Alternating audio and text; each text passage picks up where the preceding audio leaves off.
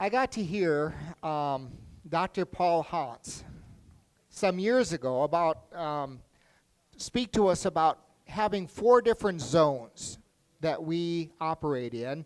And as we are in Genesis chapter 39 and 40 this morning, talking about the life of Joseph, I want to use that as kind of the backdrop or the foundation for the message this morning. And so if you'll just hang in here with me for a little bit while I talk about these 4 zones, and then we're going to tie it all together with the life of Joseph and illustrate it, because Joseph just does this in a wonderful way.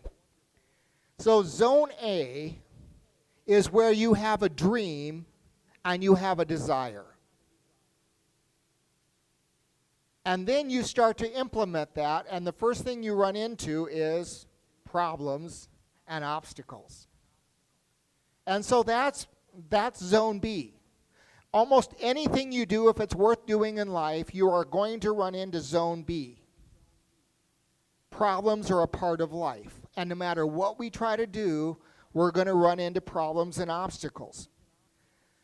Then the question is, where are you going to go after zone B? You have 2 choices. You have the C zone or you have the Q zone. In the C zone, you persevere through the problems and you deal with them and you conquer them. C zone is where you work through those problems one at a time. You seek godly advice, you pray, and you don't give up. Now, for those of you who watched the Super Bowl last year, you know that the most meaningless score in a ball game is the score at halftime. Well, there's a lot of truth to that in life. And a lot of times we get discouraged about halfway through and we leave the Z zone or the B zone and go to the Q zone and we just quit. But the C zone is there to build character and to build perseverance in us. And you have a choice to make, because you can either go from A zone to B zone to C zone, and then after you've had some success there, you go back and you catch another dream, and you build success into your life. But there's the other option, and that is to go from the A zone, the dream, to the B zone where you have the problem, and you give up and quit. And people that do that quite often circle back to the A zones frequently and catch a different dream and quit, and they get themselves in a rut that doesn't help them in life at all. They can't break out of that. And so it's very important that we go from A zone to B zone to C zone. The Q zone is where you just quit and you take off on some other dream or desire, and too often people just circle back and forth on that. Joseph definitely had the A zone thing going. He had one big smashing dream. He had a dream that was so impressive that it offended his brothers and his father and his mother. I mean, it was so big that it just offended everyone. Joseph also had the B thing going. He had the B zone going. He had problems, partly because his dream was so big. And he expressed it to his family. And as a result of the favoritism that his father showed him, as a result of the coat of many colors that his father gave him, as a result of Joseph's arrogant talk about his dreams to his brothers, about them bowing down to him one day, Joseph ended up with problems. He was living in the B zone. They were not ordinary problems. They were not the kind of problems that you and I moan about from week to week. This was a major problem in his life. Many of us would have chosen in Joseph's life to take the Q zone there. Joseph did not. Joseph chose the C zone, and he stayed at it, working through the problems one at a time, trusting God. Now, I want to go back and just talk about Joseph and the A zone a little bit. Joseph's A zone was steady and focused. He didn't have 23 different dreams he was focused on. He had one big dream. He didn't have, too many dreams and aspirations that he was always trying to juggle or bounce around and all of that. He just knew this. He knew God was going to use him, and he knew that one day his family would bow down. He would see them again, and they would bow down to him for some reason. He didn't know what that reason was. His A-zone, his dream, kept him steady through all the B-zone problems in his life. And you will see that as you go through those last chapters in Genesis. What trips up a lot of people is when they experience trouble, they lose focus on the A-zone. Joseph never lost track of that. He knew he'd had a dream from God. He knew he'd had a direction for his life, and he kept track of that even when he was sold into slavery, even when he was thrown in prison, even when the cupbearer forgot all about him in prison. He stayed track of his A-zone. Now, as we covered 2 weeks ago, talking about Joseph, Joseph was betrayed by his brothers. Not just betrayal, they were going to murder him. This is big stuff. This is a problem. Then they decided that instead of murdering him, they would sell him as a slave to a caravan of Ishmaelites who were headed to Egypt. And just think about this. In a matter of one day, Joseph went from being the favorite son of his father, a supervisor over his 10 older brothers, to being sold as a slave. He lost his family. He lost his home. He lost his birthright. He lost his inheritance. And he lost his freedom. All in one day. I don't know about you, but that's a pretty big B-zone. When things turn sour in life, one of our natural reactions is to turn sour on God. Joseph did not do that. Joseph knew better. Joseph clung to God, and God clung to Joseph through the very worst times in his life. It says every time Joseph is in real trouble in his life, it says, and the Lord was with Joseph. And where was he with Joseph? In trouble. In the worst times of your life, if you know God, God will be there with you. That is not the time to run away from God. The worst times of your life can be the best times of your life spiritually. They can be the times when you know beyond a shadow of a doubt that God is going to be there with you. So Joseph is sold to Potiphar, an officer of Pharaoh. And just like Joseph had risen up, he's, 11th out of 12 children.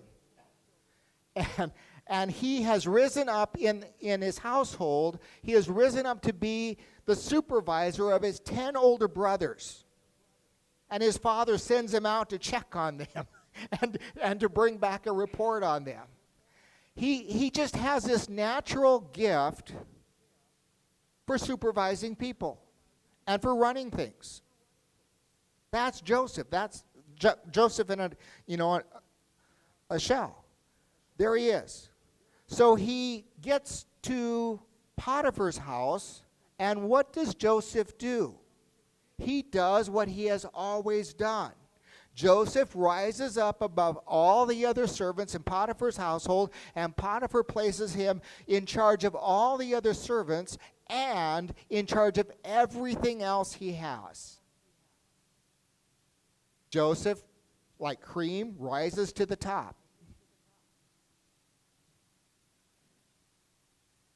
And the reason for that is because the Lord was with him and gave him success. And 11 years pass by while Joseph is caring for Potiphar's household. And during those 11 years, he never loses track of his dream. After 11 years, wouldn't you think most of us would that must not be going to happen? But he hung on to his dream, and he worked through the problems and all of that. And then you think, well, story's done, story's over. No. Just because we are Christians and the Lord is with us does not mean that we will not have multiple rough B zones in our life. If you think that being a Christian is supposed to solve all your problems, it will not.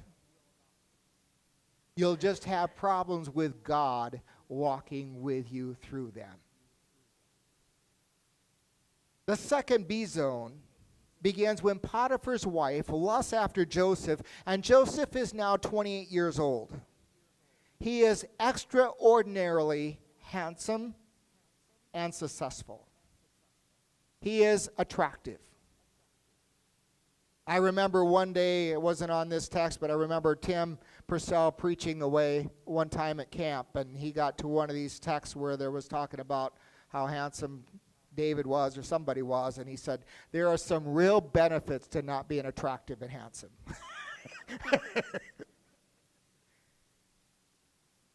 Well, Joseph didn't have that advantage. He was attractive and handsome and all of that. And Potiphar's wife was very persistent and aggressive and manipulative. And the question was, as a slave, he should obey Potiphar's wife. But as her husband's slave, he should not obey her. And as a child of God, he must choose to obey God. So one day, she catches him by his outer garment and demands that he go to bed with her, and he gets away from her, and she's still hanging on to his outer garment, and she keeps that while he runs away. And so then she falsely accuses him of trying to attack her, and when Potiphar, her husband, hears about it, he throws Joseph in prison. Now, the interesting thing is that Potiphar himself may not have fully trusted his wife, because normally you would have murdered someone who was accused of such a crime, especially against your own wife. But in this case, he just throws him in prison. So first of all, Joseph has been betrayed by his own family and sold into slavery. Secondly, he is thrown into an Egyptian prison. And we can kind of romanticize that a little bit unless we go to the Psalms. And Psalm 105, verses 18, talks about Joseph, and it says, his feet were hurt with fetters. His neck was put in a collar of iron. Potiphar's wife went free. He got hammered. It was total injustice. Now, I don't know about you, but that's enough for me to leave B zone and go to Q zone. Right there. Now, Joseph, he remembered his A zone, and he went directly to C zone again, where he worked hard, he proved himself responsible again, he prayed, he trusted God, and the Lord was with him and blessed Joseph in prison, and the warden again put him in charge of all the other prisoners. The next verse in Psalm 105 says, the word of the Lord tested Joseph. I think that means that the dream that Joseph had, his A zone, tested his faith. When the problems came, they tested his faith. Did God really say that to me? Is this really going to happen? The word of the Lord tested his faith. Pharaoh had a cupbearer and a baker. They had done something that offended him, and so he threw them in prison, where Joseph is in charge. In prison, they had dreams that no one could explain, and they told the dreams to Joseph, and Joseph said, well, God can reveal that. He's a God who reveals mysteries. And so they told the dreams to Joseph, and Joseph revealed to them the meaning of their dreams. The cupbearer in 3 days was going to be restored to service to Pharaoh to Pharaoh's court. The baker then got up some more courage and told him his dream, but that didn't work out so well for the baker because he was going to be hanged in 3 days. Both of those events occurred, and Joseph told the cupbearer as he told him the dream, he said, now make sure when you go back to Pharaoh's court that you remember me and speak for me to get me out of here. And that's when another B-zone event in Joseph's life happened. The cupbearer forgot all about Joseph and let him just sit there in prison. Joseph is in prison for another 2 years. And the cupbearer doesn't even think about Joseph. Now, Joseph is 13 years older than he was when he was sold into slavery by his brothers. And he does not appear to be any closer to the dream, any closer to that A-zone than he was at that time, 13 years earlier. But he does not quit. With every problem that comes, he goes to the C-zone and he develops character, he develops perseverance, he keeps working ahead. So what shall we do with this? There's a number of lessons. First, we need to be people who trust in the goodness of God in the very worst of times. In the troubles, in the trials, in the health emergencies, all the things that come our way in life, we need to be people who hang on to God, because the last thing we want is to have all those troubles hit us and not have God too. The only thing they could not take when his brothers sold him into slavery, the only thing they could not take away from him was Joseph's God. When trial and trouble come, hang on to God. When you sour on God, when life turns sour, you have just eliminated any hope and any stability in your life. Remember Job? Now there's a guy that had a B zone. A big, long B zone. It was a lot of problems. And in Job chapter 12, he says, to God belong wisdom and power, counsel and understanding are his. What he tears down cannot be rebuilt. The man he imprisons cannot be released. If he holds back the waters, there is drought. If he lets them loose, they devastate the land. To him belong strength and victory. Both deceived and deceiver are his. See there, Job, his solid understanding that God is sovereign and he's not going to change him or move him, or he's always going to be there and he's always going to be firm. Whatever God does, God is going to do. That kind of conviction is a conviction that I think we need to lift up higher in the church today. People will let you down. Circumstances will change, sometimes unjustly. Instead of becoming bitter over the betrayal of people, rejoice in the favor of God. That is what Joseph did all the way through all these things. It's so interesting to me. You just don't see Joseph complaining about all the injustice that he endured. But he celebrates the fact that God gives him favor. So cling to God, and he will be with you through the dark days. Dr. John Trent wrote a book called Life Mapping some years ago. And in that book, he talks about Joseph for a little bit, and he says Joseph had a God who allowed him to carry his own weather inside. And then he talks about the optimism of Joseph. He says genuine optimism always moves people to positive action. It moved Joseph to action, not apathy. when he worked his way to the top in Potiphar's household and in prison, and it certainly helped preserve and protect his health as well. He said Joseph felt so strongly that God was directing his outward circumstances that he was free to concentrate on his internal state.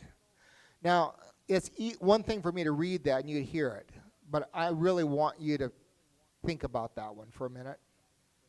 Joseph felt so strongly that God was directing his outward circumstances. That God was directing him into slavery and into prison and into the land of the forgotten. That Joseph actually believed that God was directing all of that and he was going to turn all of that around, do whatever it takes, but God was going to be with him. And because he didn't have to worry about trying to get out of those situations, he figured that was God's thing. He couldn't do anything about it. He could focus on himself. He could focus on his character. He could focus on persevering. He could focus on being the person that God wanted him to be. And then Dr. John Trent goes on and he says, genuine optimism, the kind that Joseph displayed every day, leads to action, not inaction. It is pessimism. It is this idea that this can't be done that leads us to procrastination. And then he says, emotional freeze points like Joseph dealt with in his life can damage your health and it can damage your relationships by making you a pessimist. But he said, there's something worse than being a pessimist. That is when you connect pessimism with fear. That's a toxic mix. Because then you're a pessimistic procrastinator. Joseph was neither one of those. Nor did he suffer from taking it upon himself to be the judge, jury, and executioner, rather than leaving that to God. Now I'm talking to you about stuff that's really hard to live, hard to do. It's hard for me. I'm not just standing up here telling you this is easy stuff to do. I'm just telling you that in the life story of Joseph, we have a real model of what to do when life is really, really nasty. One of the other things that I think we learn from Joseph is that when you're in the B zone and you're facing all kinds of problems, keep doing what you do really well. Joseph knew how to organize and supervise people. So his father put him in charge of his 10 older brothers. Didn't help relations there with his 10 older brothers, but he was in charge. When he got to a slave, what did he do? Did he quit exercising what he was really good at? No. He was responsible. He took responsibility. He was good at organizing people and supervising them, and pretty soon he's in charge of Potiphar's household. He ends up in prison, and you'd think, okay, well, this is the end of that line. What does Joseph do in prison? He holds himself responsible. He supervises people. He proves himself, and pretty soon the warden says, hey, why don't you take care of the daily running of the prison here? You see what Joseph did? In the midst of troubles, he kept doing the one thing he did really, really well. As much as it is possible when you're going through hard times in life, keep doing things that you do well. It will be a big boost to yourself. Another thing I want to say about Joseph's life here is that the B zone really is critical to the fulfillment of the A zone. You will never succeed at your dreams if you don't have some problems along the way, or your dream wasn't worth having. If Joseph had never been sold into slavery, if he had never been thrown in prison for 13 long years, he would not have developed the character and the perseverance to save two nations, Israel and Egypt, his family from starvation during a famine. God had stripped Joseph of everything he considered valuable in order to use him in a great way. The Bible commentator Warren Wiersbe said, "A realist is an idealist who has gone through the fire and been purified." That's Joseph. A skeptic is one who has gone through the fire and just simply been burned.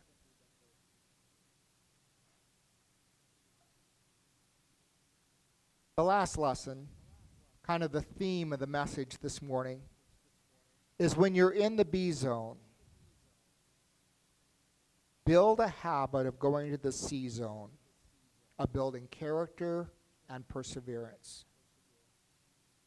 Every time you go to the Q zone, you establish a rut in your life where you just keep repeating that and you don't get success built into your life. Perseverance is the ability to see beyond the moment. And Joseph had that ability to see beyond the moment. Godly perseverance produces fruit. James chapter 1, verse 2 says, "Count it all joy, my brothers, whenever you face trials of many kinds. For you know that the testing of your faith develops perseverance. And perseverance must finish its work in you, so that you may be mature and complete, not lacking anything."